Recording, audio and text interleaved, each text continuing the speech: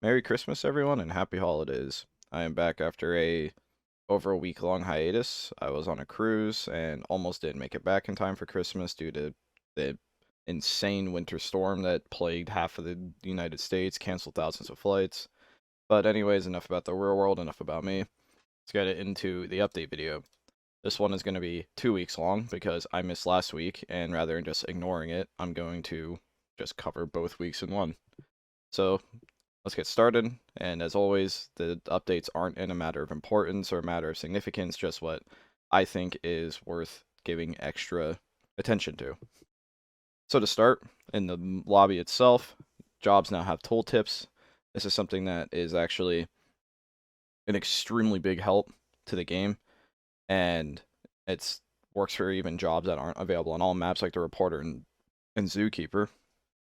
But this gives a very nice and quick rundown of what your job's supposed to be without you actually having to know what it is, and should hopefully ease people into roles they might have otherwise not picked. Intercoms are added to the game, and basically they're just wall-mounted radios that have specific channels depending on where they are. So for example, in the CE's office, you can right-click the intercom and change the channel between like common and command, and what this lets you do is you could just directly talk to command without having to like use your headset.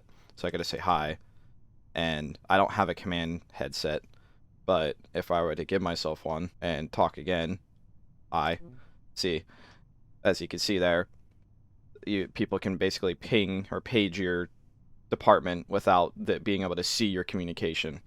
It's no longer possible to attack subfloor entities, so that means like people would have T-ray scanners turned on in combat, and you could accidentally melee the wires underneath and shock yourself, but you can't do that anymore, as you can see. Christmas trees with gifts under them now grant gifts to all the crew members, and since it's a seasonal event, they can get a little crazy. So if I just open up this one, it came with a circuit imprinter. That's a interesting one, and now I can't even get to the other one because of that.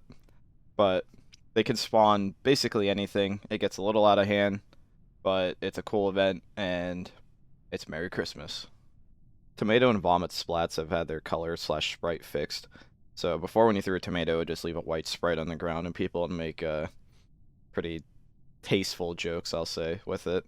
So now when you throw a tomato, the sprite's red, and it looks quite nice. Glass airlocks actually have had their construction added to the construction menu.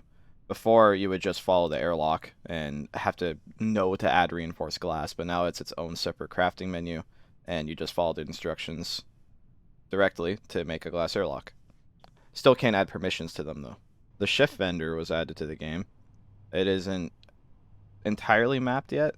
I'm pretty sure that it's intending to replace the chef's closet, which is basically just more or less the same thing, but with a little bit less supplies and just kind of a laundry list of entities to go through. It isn't as clean to go through as a vending machine. It also has a better effect on the server. I don't know the exact specifics of that, but I know that's part of the reason why there's a push towards vending machines instead of just lockers filled with thousands of items. The chef has also gotten a companion animal, just simply a pig. It's a that's pretty important.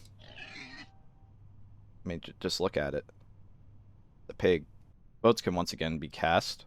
So before, the call a vote was broken for quite a while, so now you can call a vote for the game mode, which you don't really have the option, and restarting the round. Hot plates are added for heating up beakers, so chemists no longer have to make meth through microwaves. And the way it works is you just simply put your beaker on it, and it'll heat up, and to take it off, you just alt-click it to get it back. Cryo pods are added to the game, and the purpose of these is to lower the temperature of a patient to extreme values so that chemicals like cryoxidone can function. You can force yourself into them, but you have to be careful because it does cause pressure damage and gasping. So cryoxidone is very, very good medicine and will out-heal this, but you're going to want a patient who's actually that injured and is on cryoxidone. You don't want to just shove yourself into one of these. And you can eject yourself from it. I'm not entirely sure you're supposed to be able to inject yourself from them, but as of right now, you can. Grids can now have multiple gravity generators without breaking entirely. So before, like, I've seen this strategy with nukies, is that they would intentionally take their gravity generator off the ship and anchor it to the station itself, and that would actually turn off gravity. So now, since this is a station, it has a big gravity generator, it doesn't matter if there's another one dragged on, the whole station will still maintain gravity. It doesn't like just have issues. Tactics terminal was added to the game, where you basically just trade 2,500 research points for a random technology disc. On the topic of technology discs, they are inserted in the research servers to unlock lathe recipes. So you just take the technology disc and you shove it in the server, and it will unlock a new lathe recipe. And for this example, it unlocked a fire extinguisher. The node scanner was added to the game, which identifies the ID of an artifact's node with a single click. It is a handheld tool, and you just walk up to an artifact, click it, and it'll tell you the ID of a node. Thrusters and gyroscopes can now be built and upgraded. So what you do is you just get the machine board, then you make a machine frame, and just for the purpose of showing you that they can be upgraded, I will build one real quick. So you just get the steel. I need to get a wrench because I forgot the wrench. Anchor it. Then you just add the cable. You add the board. And this board specifically needs 4 lasers, which I'm using upgraded lasers just to show that you can upgrade them. Capacitor, and some more steel. Then you just screwdriver it, and bam, there is a upgraded thruster that I built. It also works for gyroscope. Fax machines are added to the game, and what basically the fax machine is like a fax machine. So I could just write something like "Hi Captain," for example, and then you just take the paper, you shove it into the fax machine, and I can send it to any of these offices. So specifically I said "Hi Captain," so I will send it to the captain's office. And just to be thorough, if you go to the captain's office, which the fax machine is there, you just can't see it, there's my note, "Hi Captain." Mechs can no longer be piloted by non-humanoids, so mice and other things can no longer get inside the Ripley's. Party crate was added to cargo. It only costs $1,000, and the description is an entire party just waiting for you to open it. And if you open up the party crate, it comes with grape juice, some glow sticks, a lot of glow sticks, and a cake that you can cut up with the knife that's included. You get whole plates and all. Cloning console scanners and pods are now properly linked on round start, meaning you don't have to go in here and mess with it too much. Burning entities now emit light, and they emit quite a lot of light. NPCs now have a chance to miss in melee combat.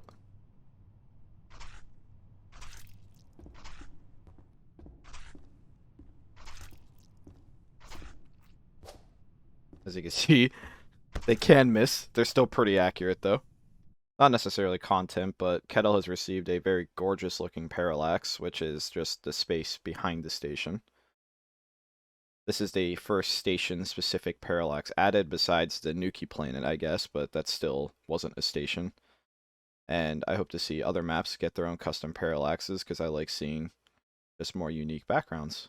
And last but certainly not least that I'll be covering is Bluespace Locker technology.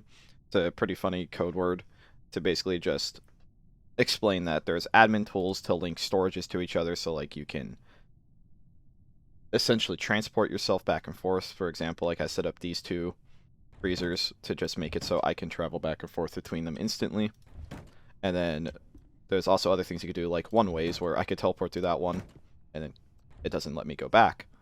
It is only an admin tool right now, and I had to get the creator of it to explain it to me in depth because I'm not very good with console commands. But it could potentially be used to run events in the future. That could be pretty interesting. I might use it to run some event in the future. If you're ever on the Lizard servers, we'll see. I'm not very big on admin events myself. Well, I'm not good at running them myself, is what I mean to say. Admin events can be really fun if done correctly.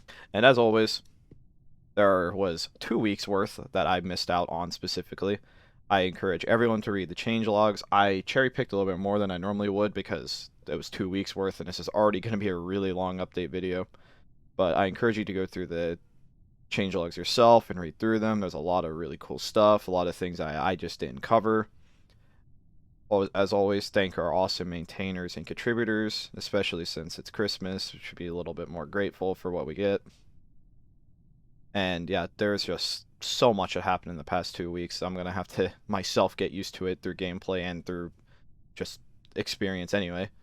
Once again, wish you all a Merry Christmas, have a happy holiday, and um, I'm not good at dates. I think there will be an update before the New Year's. If not, Happy New Year's as well. Thank you all for watching.